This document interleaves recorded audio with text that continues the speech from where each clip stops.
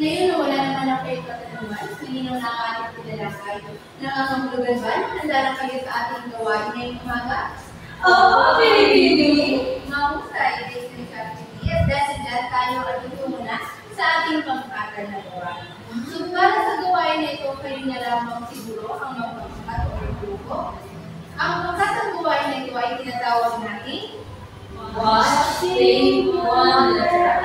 Familiar ba kayo dito? Hindi. Kasi mayroong oo, mayroong hindi. Pero magbibigay pa rin naman ako ng malinaw na panito kung ano ang inyong gagawin sa pangkatang gawain. Sa ngayon ay pumunta na kayo sa inyong grupo.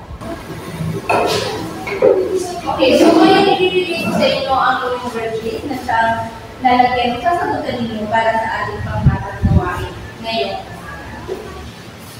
Okay, bago tayo magsimula, pakinggan muna ang aking panito. Handa na ba makinig? Oo, Pilipini! Okay. So, para sa inyong gawain, ito ay nakaating sa tatlo.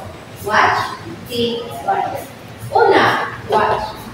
Dito ay mayroon akong ipapanood na maikling animasyong video ng unang kabanata para doon na maunawaan ninyo ang konsepto. Batid kong napag-usapan sa natalakay na natin ang unang kabanata, pero sa ngayon, nagamit tayo ng video para mas maunawaan ninyo kung ano mismo ang nangyayari sa unang kabanata. At dito, kinakailangan ninyong magtala ng inyong mga obserbasyon.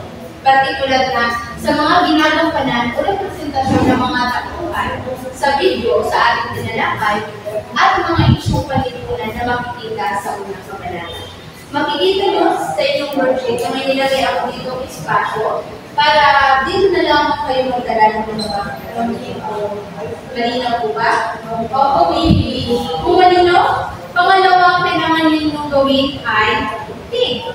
So para naman sa bahagi nito, mayroon akong ibinigay ng mga tanong na nandyan sa inyong worksheet na may kinalaman sa inyong napanood na video o sa unang kabanata na nila.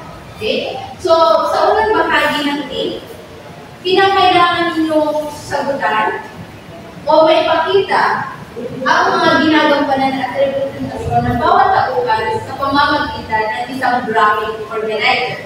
Ibasa na lamang muna ang instruksyon o ang katanungan dito. Pangalawa, ipapakita naman ninyo ang inyong sagot sa pamamagitan ng 5 o 8 pangungusap. Yan ay sa think, lahat yan ay may dinalaman sa inyong napanood o sa unang kabanata ng content. Naunawaan ko ba sa pangalawa? Opo, baby! Ngayon, sa pangatlo naman ay ang wonder. Dito, susubukin natin ang inyong naunawaan o ang inyong interpretasyon sa inyong napanood na video na may kinalaman sa unang kabanata. Mayroon dito isang sitwasyon sa inyong worksheet na kinakailangan inyong sagutan. Partikular na ang pagpili ng isang isyong panlipunan na tinalakay o makikita sa video at bibigyan ninyo ito ng platforma kung paano magtutulungan ang inyong tuloy. Malinaw po ba? Opo, baby! So, yan ang tatlong bahagi ng gawain ito, pero pagkatapos yan, ay magkakaroon tayo ng pagbabahagi ng inyong sagot sa umpisa. Malinaw na po ba ang gagawin? Oo, baby! Kung malinaw na, maaari na tayo magsimula sa panonood ng video. Ulit, huwag kakalimutan magtala ng mga mahalagang video. Kinig na mabuti sa video. Nagkakagaw at nagkakagaw makaibo ng maraming salating pangpay sa dalawang kahinan ay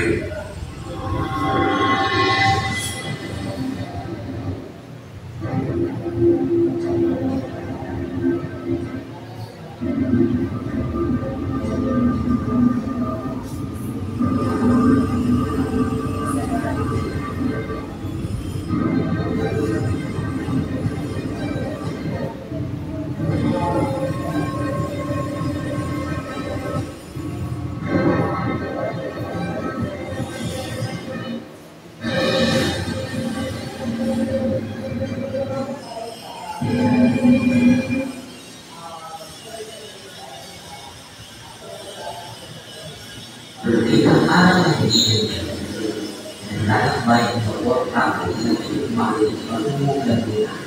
At ito, yata ang mga sanay. Kapitan, bakit hindi ba tuloy na barko? Sakit na tayo sa bibigyan ito ng Pilipinas. Habang pinagtatanungan ng mga sukalit at tinuwid sa talikod kung ayos ng ilog, ay biglang nagsalita sa sumula. Ang lunas ay napakadali. Umukay ng kanan sa Maynila, magbukas ng bagong ilog at tabunan ng ilog Pasig. Sa palaman ito, ang nagtira ang bakuo ng Diyos at masisira ang pagkakayan. Sumira, gamitin ang mga binagyo at bilang upang walang kaya ang bubuuin sa kagawa. Hindi masasapat ang kakubayan ng sapin ng kagawain. Sa ganun, iparanayari malaking piramides sa Egypto, ang lawa, Mias, ang Poliseyo ng Roma. Ngunit maaaring magbuk, kaya ng pag-iipaksin.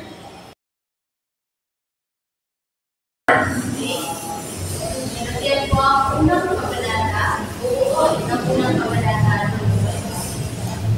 Yan ay sa unang bahagi, watch. Nanood na tayo ng video. Ngayon naman, bibigyan ko kayo ng ilang minuto para sagutan ang pangalawang bahagi at ang pangatlong bahagi para sa 3 at 1. So, maaari po kayo magsigat. Ano-anong mga issue o suliraning panlipunan ang inyong napansin sa unang kabanata ng nobela? Ano sa tingin niyo ang kahalagaan ng nobela ng El Filibusterismo bilang isang obrang maisang pampanitikan sa paghubog ng iyong kamalayang panlipunan? Sa inyo, ano bang napansin niyo doon sa video? Ang napansin ko sa video is yung mapang-abuso sa kapangyarihan. Kasi nabanggit nga sa video na ni Simon na ang gusto niyang mangyari is yung mga bilanggo ang pagtrabahuin para mabawasan ng kanilang mga babayaran or wala silang mabayaran. Base sa video na napanood natin naman o nakita natin, isa doon ay ang hindi pagkapantay-pantay. Kasi makikita naman natin na sa Vapor Tabo ay makikita doon na may mayaman at mahirap. Nahihiwalay ang kategorya ng mga mayaman sa mahihirap. Kumbaga, naiaantas or naipapakita na doon ang pagkakaiba ng dalawang estado. Pero matapos nating alamin ang mga isyong panlipunan, ano naman ang kahalaga ng nobelang El Filibusterismo sa paghubog ng ating kamalayang panlipunan? Ikaw ba? Anong nasa isip mo? Imulat siguro ang mga Pilipino sa katiwalian ng gobyerno. Oo, tama. Tsaka yung ipaglaban ng karapatan ng bawat isa. Tapos na tayo dito sa parte ng things. Dadako na tayo sa Wonder. bahagi ng wonder. Pag-isipan at sagutan ang tanong sa ibaba. So ito yung tanong. Kung kayo ay tatakbo bilang isang kandidato sa isang partido para sa susunod na pambansang halalan sa Pilipinas, ano ang inyong panukalang plataforma upang masolusyonan o unti-unting matigil o mabawasan ang piling suliraning panlipunan? Ata yung hindi pagkapantay-pantay. Hindi pagkapantay-pantay. So, base doon, ano ba ang naiisip yung plataforma o ano ba ang pwede nating gawin para malutas o mabigyan solusyon man lang ang suliraning iyon bilang isang mag-aaral? Siguro mabigyan ay may siguro na lahat ng tao ay mabibigyan ng benepisyo at makatanggap ng sapat na tulong mula sa gobyerno at makapagbigay din ng transparency report. Oo. Mayroon na lang po kayo sa 2 minuto para tapusin na inyong buhatin. Bini-bini. Ang 2 minuto na lang pala. Mabuti at may sagot na tayo. Aayusin na lang natin ang pagkakasulat dito. Pagkakasulat. Sino nga pala magbabahagi nito? Mas mabuti kung hati-hatiin natin. Ikaw yung sa watch, ikaw yung think, at ako naman yung wonder. Ngayong nagawa nila ang watch, take, wonder, nadako na tayo dito sa sagot mo ang ipahagi mo kung saan kayo ay magbabahagi ng inyong mga naging. So, sino po tayo ang mauna?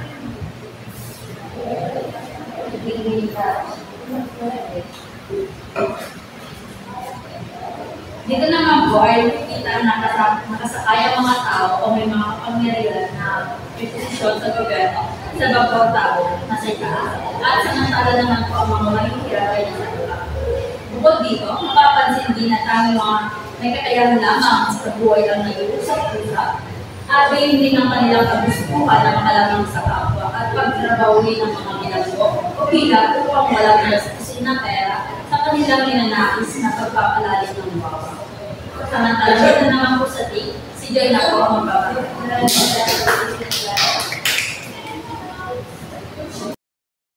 Sa pangalawang bahagi naman po, Nakapagtala po kami ng 5 representasyon o simbolo ng bawat tauhan. Unahin ko na po rito si Siwa. Siya ay misteryoso at tahimik sa kabanata ito. Siya ay representasyon ng revolusyon at galit sa katiwalian ng pamahalaan. Sumunod dito si Don Cusnillo. Siya ay isang opisyal na may mataas na katungkulan, kinakatawan ang mga lider na inutil at walang pakialam sa tunay na kaganapan ng lipunan. Yun lamang po para sa kalawang bahagi ng gawain. Sumunod naman po ay si Par ang magpapahagi para sa bahaging Wonder.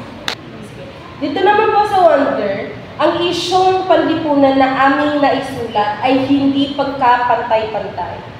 Ang plataforma naman namin po ay yung masisiguro na ang lahat ng tao ay makakatanggap ng benepisyo at sapat na tulong mula sa gobyerno at makapagbibigay ng transparency report sa publiko. Yan lamang po, binibigay. Salamat po. mahusay din yung palapakan ninyo ang mga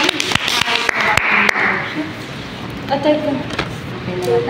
So muli, sinabati ko kayo, Creative Strategy, sa pagkasagawa ng ating gawain na yung umaga. Sa inyong pagbabahagi, naipakita ninyo na tunay nga ninyong naunawaan ang ating tinalakay ngayong umaga. So makikita rin natin na sa ating tinalakay na ang mga tauhan at maging ang kanilang mga representasyon ay kumakatawan sa mga isyong panlipunan na nakikita at nararanasan pa rin natin hanggang sa kasalukuyan. Sa pamamagitan ng pagkasagawa ng ating aktibidad, kanina, yung watch, think, at wonder, mas lalo ninyong napalalim ang inyong kaalaman sa pamamagitan ng panunood, pagsagot sa mga katanungan, at pagbibigay ng solusyon sa isang partikular na sitwasyon o katanungan. Nangangahulugan lamang na ang unang kabanata ng nobela ay nagiging isang malaking aral para sa atin. Diba? Kasi naipapakita roon kung ano-ano ang mga isyong panlipunan o ano ang iba't ibang uri ng tauhan o ng tao na hanggang sa kasalukuyan ay nakakalungkot panisipin pero nakikita pa rin natin. Pero katulad ng nabanggit nyo kanina, mahalagang gamitin natin aral ang nilalaman ng filibusterismo